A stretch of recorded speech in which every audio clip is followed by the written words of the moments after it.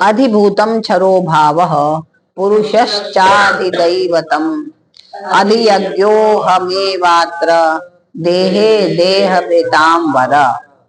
अधिभूतम क्षरो भावः, पृथ्वी, जल, तेज, वायु और आकाश, इन 5 महाभूतों से बनी प्रतिक्षण परिवर्तनशील और नाशवान सृष्टि को हम क्या कहते हैं? अधिभूत, है ना।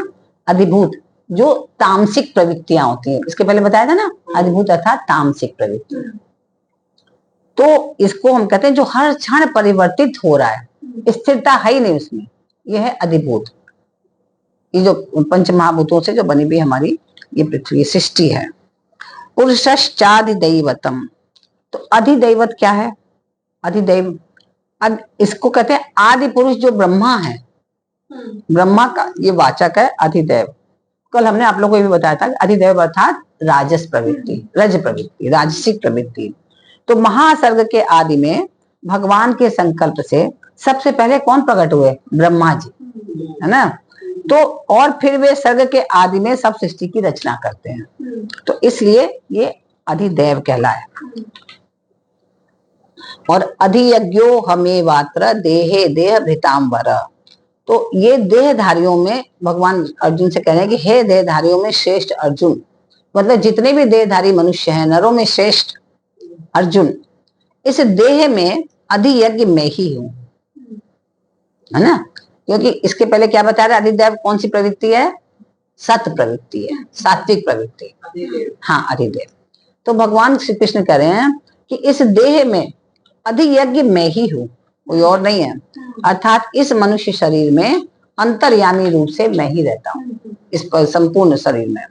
तो मेरा एक प्रश्न है जी, जब भगवान ही रहते हैं फिर क्यों आदमी गलत काम करता है? तो भगवान तो क्यों से नहीं, तो प्रवृत्ति ने आपको स्वतंत्रता दी है ना। अच्छा, स्वतंत्रता दी है ना, मनुष्य को विवेक दिया है ना, तो अपने विवेक का प्रयोग करें। और फिर 3 प्रवृत्तियां हैं, राजसिक, तामसिक और सात्विक। तो है क्या कि हम लोग अपनी आत्मा की, अंतरात्मा की आवाज आती है। आपका अगर विवेक जागृत है ना, तो हम कोई भी गलत कार्य करें अंदर से आवाज आएगी, ऐसा नहीं है कि नहीं आएगी। अब हम उसको तिरस्कृत कर देते हैं, अरे बहुत हो गया, अब तो हम ये करेंगे, तो ठीक है करो, फिर भुगतो फिर। तो है कि हर समय भगवान आपका हाथ नहीं पड़ेंगे, जब पकड़ेंगे। जैसे हाथी वाली कहानी सुनाई थी ना, ये गुरुदेव थे, बता रहे थे कि सब जगह ब्रह्म है, हर किसी में ब्रह्म है, हर किसी में भगवान है। तो उनका शिष्य बड़ा खुशी खुशी घूम रहा है कि हर जगह ब्रह्म है, हर जगह भगवान है, हर जगह ब्रह्म है।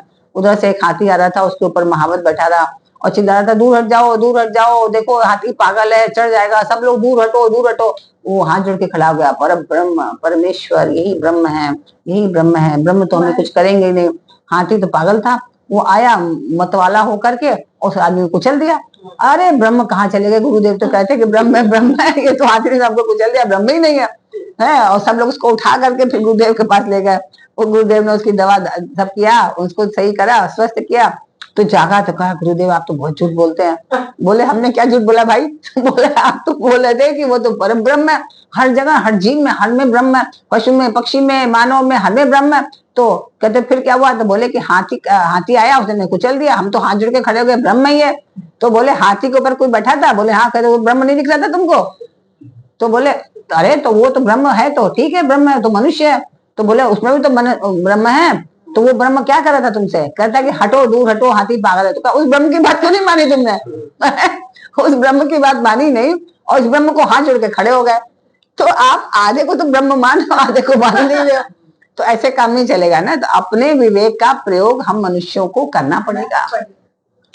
तो ब्रह्म सब में है, हमारे अंदर भी है, तो ब्रह्म आपको क्यों रोकेगा? ब्रह्म ने आपको विवेक दिया है, उस विवेक का प्रयोग हम नहीं करें, हम तो करेंगे नहीं। ब्रह्म है वो कराए, ब्रह्म कहे बैठे को जूता खाओ तुम बैठ करके, इसी योग्य हो ना। फिर ब्रह्म कहेगा कि भाई आप उपयोग तो करो अपने विवेक का, तुमको विवेक तो दिया है ब्रह्म ने। तो ये चीज है कि हमें कैसे उसका उपयोग करना है, तो हम उसका उपयोग कर नहीं पाते हैं, इसलिए फिर हम दुखी रहते हैं। हम सोचते हैं ब्रह्म ने हमारे लिए कुछ किया ही नहीं, तो ब्रह्म क्या करेंगे? ब्रह्म तो है भगवान, और क्या?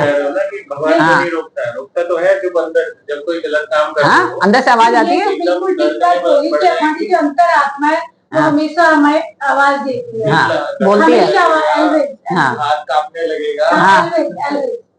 तो वो अब हम माने ना, वो अलग बात है कि हम उसको माने ही ना कि देखे ना। हाँ, तो इसलिए ब्रह्म जो है सब में है और विवेक के रूप में हमारे संग है, लेकिन हमें उसके अपने विवेक का प्रयोग करना पड़ेगा।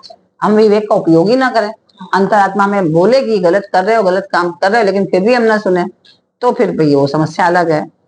तो क्या है कि यहाँ इसका अहमेव अत्र देहे, इसका क्या मतलब हुआ कि दूसरी योनियों में तो पूर्वकृत कर्मों का केवल भोग है, जैसे पशु योनि है, तो वो अपने को बदल नहीं सकते वो कि हाँ भजन जब करना शुरू कर दें या आराधना करना शुरू कर दें तो उनका पाप जो है कट जाए। नहीं नहीं नहीं, बहुत पूर्व जन्म में बहुत लोगों को दुख दिया, बहुत लोगों पे बोझा ढोया, सब कुछ करा, तो आपको अगले जन्म में बैल बन करके आपको बोझा ढोना ही पड़ेगा, गधा बन करके आपको बोझा ढोना पड़ेगा, डंडे और खाने पड़ेंगे, भोजन भी कम मिलेगा, क्योंकि आपने भी किया था ये, तो आपको आप उससे वंचित हो ना सकते, आपको मिलेगा। तो वो भोग योनि आप चाह करके भी उससे आप बच नहीं सकते, जब तक आप पूरा भोगेंगे नहीं तब तक आपको वो वहां पे रहना ही पड़ेगा, है ना। जैसे जैसे आपने प्रताड़ना दी दूसरों को वैसे वैसे आपको प्राप्त होगी।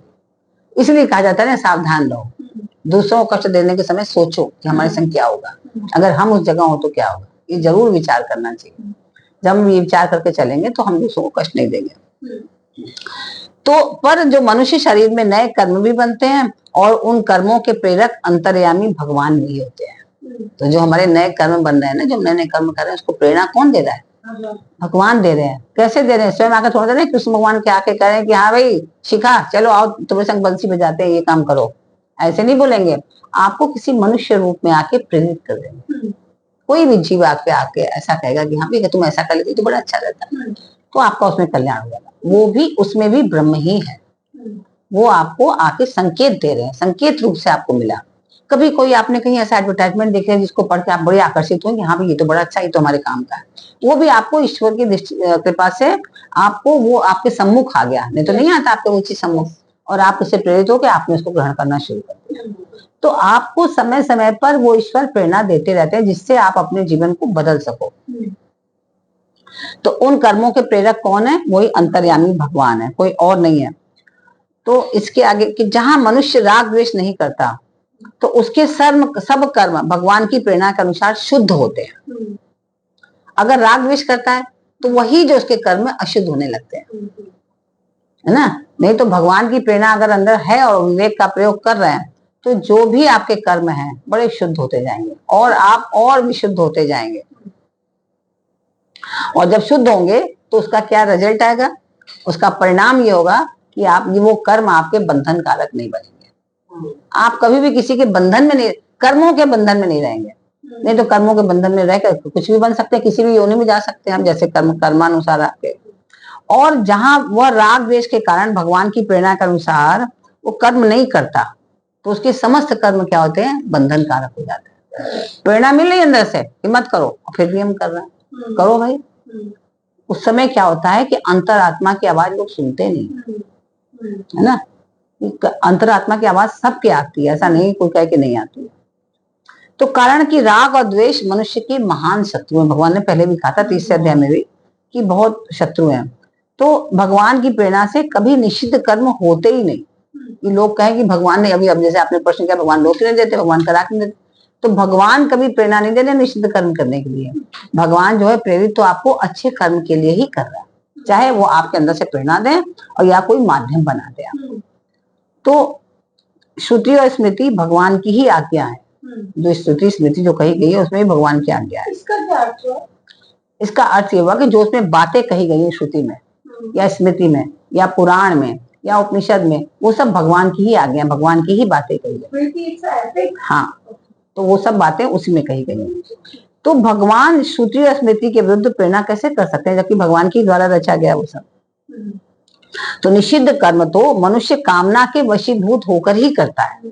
कोई भी निषिद्ध कर्म हो कि आपकी कामना इतनी बड़ी है कि आपको फिर वो सब चीजें जो है जो निषिद्ध है वो आप उसको ध्यान नहीं देते, होगा जो होना होगा, हम तो अब ये प्राप्त कर ही है ना। जैसे आदमी विचलित हो जाता है कोई चीज प्राप्त करने के लिए, इतनी बड़ी उसकी कामना है। तो महान से महान भी गलत कार्य है, कितना भी खराब काम है, फिर भी वो सोचता है होने दो, अब तो हम ये पाके ही रहेंगे। हम्म, तो क्या होता है कि जो हमारी कामना है वो निषिद्ध कर्म तो कामना के वशीभूत होकर के ही हम करते हैं, उसके अलावा नहीं करते हैं हम। तो अगर मनुष्य कामना के वशीभूत ना हो हम्म, तो उसके द्वारा स्वाभाविक ही विहित कर्म होंगे, हम्म, कोई ऐसे कर्म नहीं होंगे कि जो विहित ना हो। बहुत बढ़िया।